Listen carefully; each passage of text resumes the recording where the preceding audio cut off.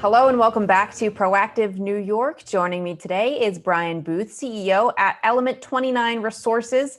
Brian, it's good to meet you. How are you today? Very good. Thank you, Christine. And good morning.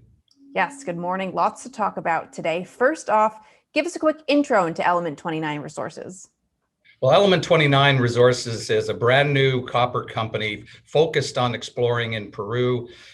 We have two very advanced projects that we're taking to market that are not things that are recycled. They're brand new projects, but already have had significant exploration done on them in the past, which elevates, the level of knowledge that we have on the projects. And now we're going to take them further into increased studies and drilling to then lead to engineering studies, et cetera, over the next few years. So an exciting new company, just public in December of last year. So excited to tell everyone about these great projects that we have in Peru. Yeah, we'll talk in depth about both of your projects in just a second. But first off, maybe you could tell us what's attractive about mining in Peru. Well, Peru is the second largest producer as a country for copper in the world. And so mining is a very important business in that country. And so very knowledgeable about mining. So working well with all companies over the years, and certainly have fostered a lot of good relationships with the government.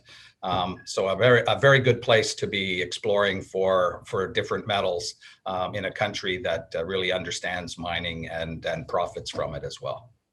So let's talk about your Elita copper project in Peru. You recently received approval to drill there. So what have you been doing to prepare for that? Well, the Elita project is a very large porphyry project. It's one of the largest footprints that I've seen, in the last 20 years of exploring for copper. It's a 2 by 2 kilometer system. It has 5 individual porphyry centers in it, only of which one has been drilled so far with 18 holes. We're going to go back into that one target area this year. We just got our permit from the government, so we're mobilizing to the project. And we're going to drill in and around the known mineralization. We already have 500-meter intersections into that one little target area. And we have the other 4 targets that we'll be building access roads to drill those a little bit further down the track. But we're going to come out at the end of the year with a maiden resource and sort of doing the drilling focused on that for the first phase of the work. I do want to address what's been going on in Peru with the coronavirus. It was reported 3 weeks ago that the country had the highest COVID-19 mortality per capita anywhere in the world. So how are you adjusting mining practices to make sure that everyone's safe? Yeah, it's COVID has been devastating to many places, of course, as everyone knows. We're putting in protocols, and one of the good thing about the mining community is that everyone rallies together. We're competitors, but we're also rallying together to work together to make sure that we have our bubbles and what's been working, what hasn't been working well, so that we can protect our people and the communities that work near us as well, and work with us on the project. We want to make sure that they're as safe as possible. So we're working on all those protocols, and they're well in place right now as we've mobilized to the site. So, we're working every day and working with it to make sure that, and we'll adjust as we need to any situation, but taking it very seriously so we can, minimize the risk to any of our people and the community that we work with. That's good to hear. I really hope that things get better over there. And so you did mention that you have a second project in the works. Tell us about that one.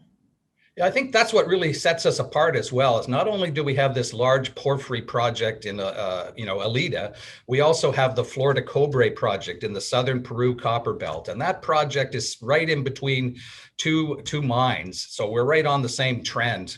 One owned by Freeport and the other one owned by Nexa Resources. And that Florida Cobrae benefits from, there was work done in the 1990s by Phelps Dodge, and they drilled off a historic resource. We need to modernize that resource, so that we're going to go in and drill some holes to modernize a almost 60 million tons of 0.67 copper enrichment. So it's very close to the surface and it's amenable to leaching. So again, that's something that's so close to surface that it makes it that much more economic, and it's a very good grade in today's world at 0.67. So we'll be drilling that right after we finish Elita. We'll be moving the crews to the Florida Cobrae and drilling that resource. So that's what we'll be focused on for that second project. And that sets us apart from a lot of our peers. We have two very significant copper projects that are very advanced that we can take to the next level very quickly. Very much looking forward to following your progress here. Brian, thanks so much. Thank you very much. Have a nice day.